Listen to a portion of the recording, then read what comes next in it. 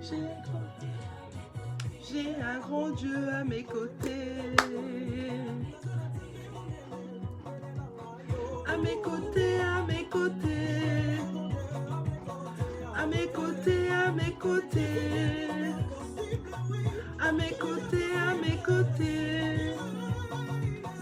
À mes côtés, à mes côtés. À mes côtés, à mes côtés. J'ai un grand Dieu, j'ai un grand Dieu. Vous avez un grand Dieu, j'ai un grand Dieu à mes côtés.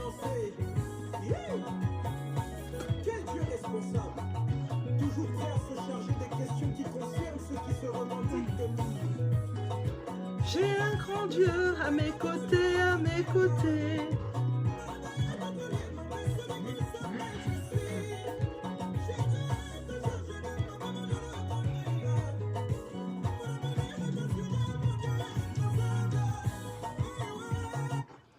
À mes côtés, à mes côtés. Qui c'est qui nous chante ça? C'est J'ai un grand Dieu, c'est Jonathan, c'est Gambella qui nous chante J'ai un grand Dieu. À mes côtés, j'ai un grand Dieu. Merci Seigneur. J'espère que vous allez bien, que vous avez passé une bonne semaine. Aujourd'hui c'est dimanche et nous sommes le dimanche, nous sommes le 13 ou le 12? Non, nous sommes le 13 déjà. Aujourd'hui j'avais à cœur de vous parler de la justification. La justification selon Dieu, selon notre foi. Et je vais commencer par lire un article que j'ai pris d'un grand homme de Dieu. Je vais vous le lire. D'abord, je vais vous lire le passage biblique de Romains 5,10. Si lorsque nous étions ennemis, nous avons été réconciliés avec Dieu par la mort de son Fils, à combien plus forte raison, étant réconciliés, serons-nous sauvés par sa vie? Par la vie de Jésus, nous sommes sauvés. La justification par la vie de Jésus. Je ne suis pas sauvé par ma propre foi, mais c'est par la foi que je me rends compte que je suis sauvé. C'est par la foi. C'est par la foi que nous avons en Jésus-Christ que nous nous rendons compte que nous sommes sauvés. C'est la justification de notre foi. Je prie, Seigneur, dans le nom de Jésus, que les personnes qui vont m'entendre soient touchées par l'Esprit de Dieu qui rentre dans leur cœur maintenant. Ce n'est pas par la métamorphose qui me sauve, mais elle est un signe. Je me rends compte de ce que Dieu a fait pour moi en Jésus-Christ. Nous risquons de prendre l'effet pour la cause et de dire « c'est mon obéissance, ma consécration qui me rendent agréable à Dieu ». Non, jamais. Ce qui me réconcilie avec Dieu, c'est avant tout une seule chose, c'est la mort de Jésus-Christ. Lorsque je me tourne vers Dieu et que par la foi, j'accepte ce que Dieu me révèle, le miracle prodigieux de l'expiation de Jésus rétablit aussitôt l'harmonie avec Dieu. Ce verset veut dire que notre justification, elle est en Jésus-Christ. C'est par la mort de Jésus, Jésus-Christ nous a justifiés à la croix. En mourant à la croix à Golgotha, Jésus-Christ nous a justifiés en tant qu'enfants de Dieu. Nous sommes justifiés par la mort de Jésus. Nous allons à Père par la mort de Jésus-Christ.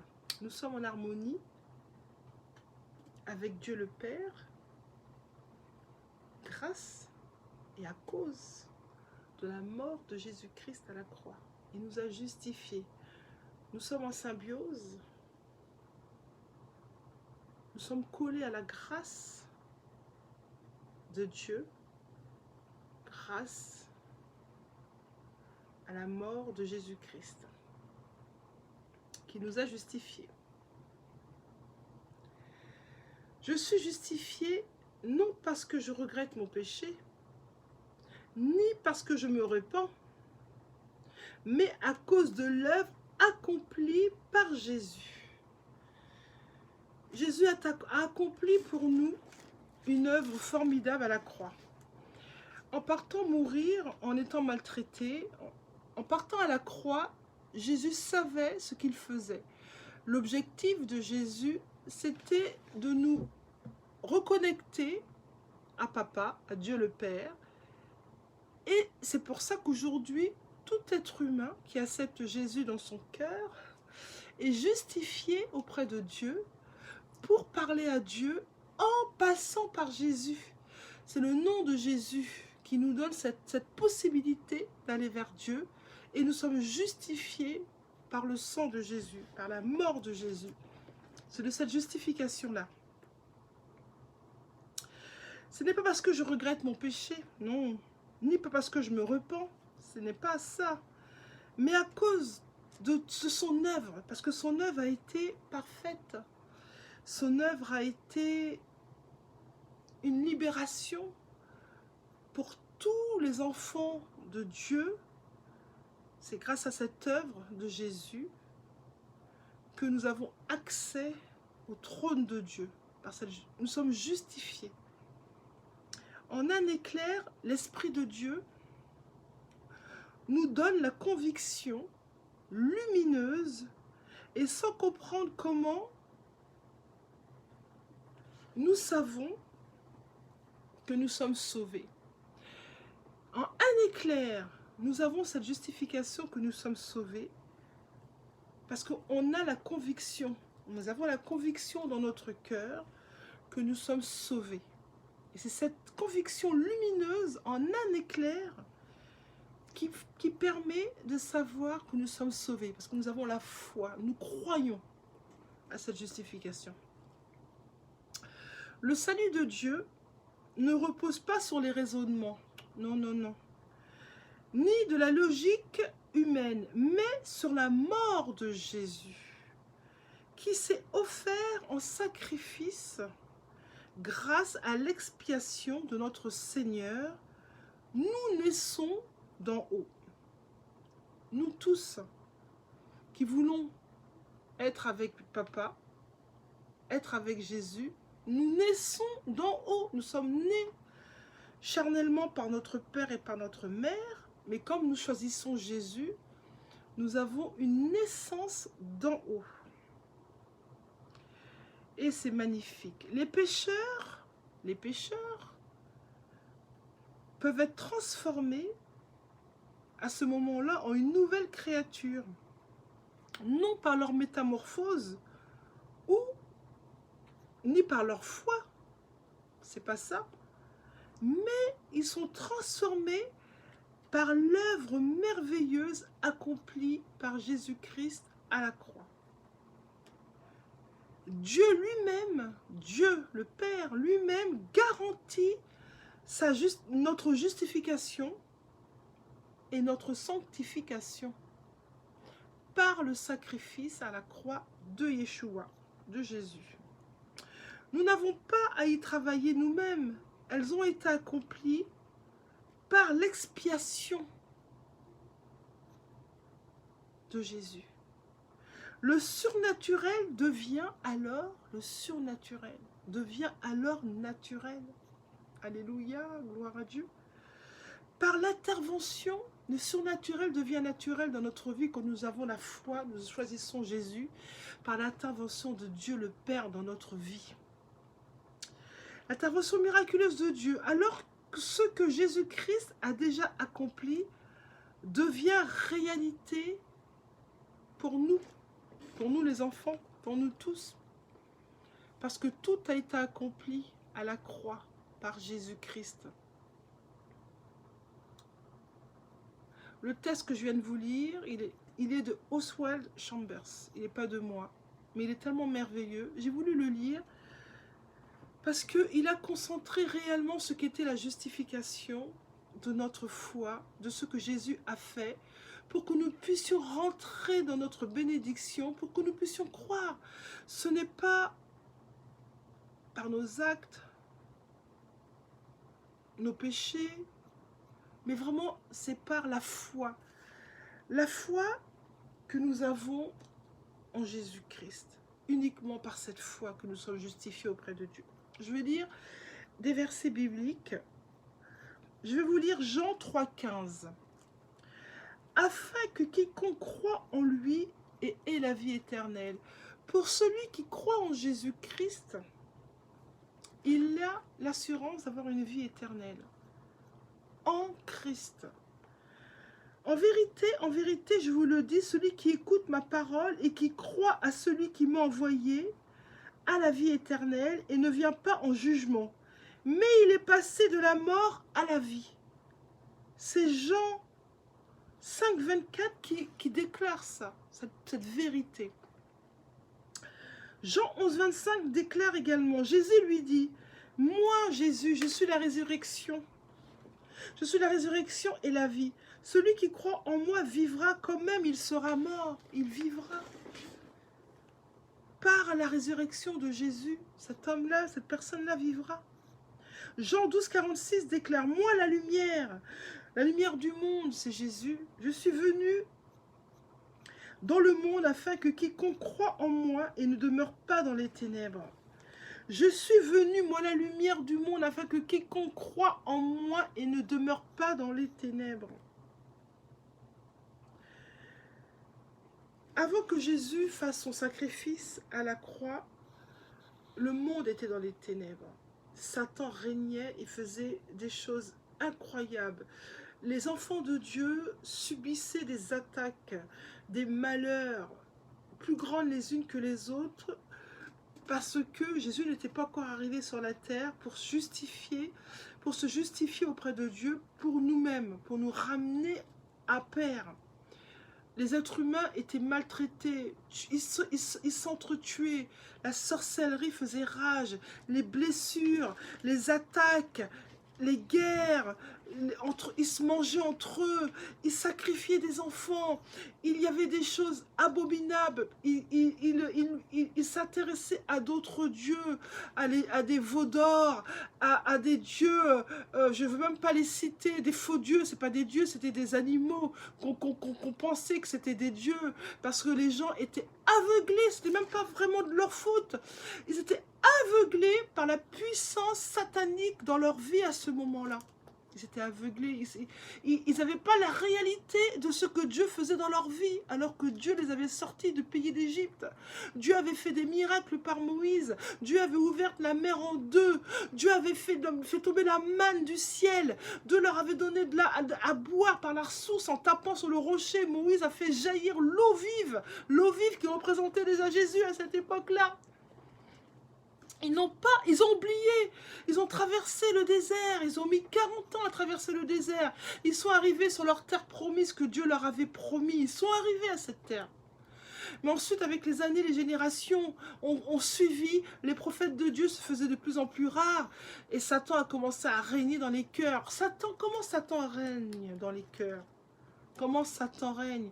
Il règne par la jalousie, il règne par la méchanceté, il règne par la rancœur, il règne par l'orgueil, il règne par la jalousie, il règne dans les cœurs. Et quand c'est comme ça, quand il y a une porte ouverte, Satan fait des ravages. Il commence à toucher les cœurs par rapport à, tiens, celui-là, il a plus que toi. Si tu veux qu'il ait moins, va prendre un coq, va couper sa tête, va faire ceci, va faire cela. Et comme ça, tu vas faire du mal à cette personne, elle ne pourra plus jamais être heureuse. La sorcellerie aujourd'hui, et surtout à cette époque-là, c'était terrible. C'était terrible. Je vous dis que c'était terrible. Mais Jésus, en venant, le Fils de Dieu, en venant sur cette terre, faite chair, a pris sur nous nos péchés. Jésus a pris nos douleurs, il a pris nos meurtrissures, il a pris nos blessures. Il est parti maltraité comme un agneau maltraité. Il a été torturé. il est parti à la boucherie pour permettre que nous ayons une justification auprès de Dieu, que nous puissions aller vers Dieu par la présence de Jésus, qui nous lie à Papa le Père. Grâce à sa mort à la croix, à Golgotha, nous sommes justifiés en Christ, à condition que nous choisissons Christ et que nous avons la foi et que nous voulons aller à Christ. Ce n'est pas par c'est pas pour le péché renoncer, par l'alcool renoncer, mais c'est par foi. C'est par la foi que Dieu agit dans nos cœurs. C'est par la foi que Dieu transforme les cœurs et change les circonstances. C'est par la foi, car celui qui doit aimer Dieu et marcher avec Dieu doit croire d'abord que Dieu existe et que Dieu peut faire ces choses. Il doit le croire dans son cœur. Il doit le croire.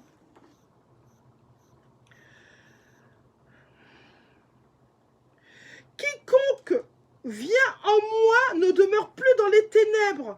Jésus, en mourant à la croix, permet que de sortir des ténèbres en choisissant Christ. Nous sortons des ténèbres pour aller à la lumière. Nous prenons le choix de sortir des ténèbres pour aller à la lumière de Christ. Choisissons Christ. Christ est le chemin et la vérité et la vie. C'est Christ qui est le chemin. Christ nous donne cette possibilité de choisir le bien ou le mal. Christ nous donne cette possibilité de choisir entre le bien et le mal. Parce qu'il nous donne cette possibilité de sortir des ténèbres et d'aller à la lumière et d'être protégé par sa sublime présence, par son Saint-Esprit et par Dieu le Père. Mais ceci est écrit, Jean 20, 31, ceci est écrit afin que vous croyiez que Jésus est le Christ, le Fils de Dieu, et qu'en croyant, vous avez la vie en son nom. Si tu confesses de ta bouche le Seigneur Jésus, si tu crois dans ton cœur que Dieu l'a ressuscité d'entre les morts, tu seras sauvé, toi et ta famille. Toi qui m'entends. Toi qui m'entends, toi qui es malheureux, qui ne sais pas où mettre la tête, toi qui fais des péchés, bon, je ne vais pas les détailler, il y a des multiples péchés. Toi, dans ton cœur, tu connais le péché que tu fais qui ne plaît pas à Dieu. Ce n'est pas la peine de le citer. Même des péchés abominables, Dieu pardonne. Si tu crois dans ton cœur que Dieu, si tu crois que tu as la foi que Dieu peut te sauver, Dieu te ramènera à la lumière, il te sortira des ténèbres, et te ramènera à la lumière. Toi qui veux aller vers Dieu, viens à lui, il t'appelle. Il t'appelle par ma bouche. Il t'appelle. Contacte-moi, je vais t'y aider. Ce message est pour quelqu'un. Je ne sais pas qui tu es, mais c'est pour toi. Dieu t'appelle et Dieu t'aime. Dieu a des projets pour ta vie. Dieu a des projets pour ta vie. Je te vois. Le monde surnaturel existe. Quand nous choisissons Dieu, Dieu enlève le voile et nous marchons dans le surnaturel de sa présence. Ceux qui ne croient pas au surnaturel, dommage pour eux, je ne veux pas les juger. Dieu touchera leur cœur au temps voulu. Je prie dans le nom de Jésus que vous puissiez comprendre ce que Christ a fait pour nous amener à la croix, pour nous amener, grâce à la croix, à Dieu le Père. Nous sommes justifiés dans le nom de Jésus-Christ. Nous sommes sauvés par la justification en Christ. Nous sommes justifiés par Christ parce que nous avons la foi. Nous croyons à la lumière de Dieu pour notre vie. Je prie dans le nom de Jésus-Christ que toutes les personnes qui vont m'entendre, qui ont un doute, qui veulent aller vers la lumière, qui sont dans les ténèbres, je vous libère dans le nom de Jésus-Christ. Je libère les ténèbres de votre vie. Je libère les ténèbres. J'envoie la lumière de Dieu dans votre vie. Vous qui ne rêvez pas, je prie maintenant que Dieu vous parle par le songe, que Dieu vous guide, que Dieu vous montre la réalité de ce qu'est la vie, le monde spirituel soit illuminé dans votre vie, que vous voyez les choses que vous ne voyez pas, que Dieu vous guide dans votre vie. Je prie que vous choisissez la lumière. Quittez les ténèbres. Quittez les ténèbres. Il n'y a que misère, il n'y a que blessure, torture. Les ténèbres, laissez les ténèbres et venez à la lumière. Dans le nom de Jésus-Christ, venez à la lumière. Christ t'appelle. Christ a besoin de toi. Il y a de grands projets pour ta vie. Là où tu es, je te vois. Christ t'appelle. Christ a besoin de toi. Christ nous aime. Je prie dans le nom de Jésus-Christ, j'envoie la paix sur votre vie, je détruis les forteresses qui vous empêchent de voir la lumière. J'arrache les forteresses, j'arrache l'ivraie dans le nom de Jésus-Christ. J'envoie la paix dans votre vie, dans le nom de Jésus-Christ, j'ai prié. Amen. Soyez bénis, richement bénis et à très bientôt. Au revoir et bonne semaine.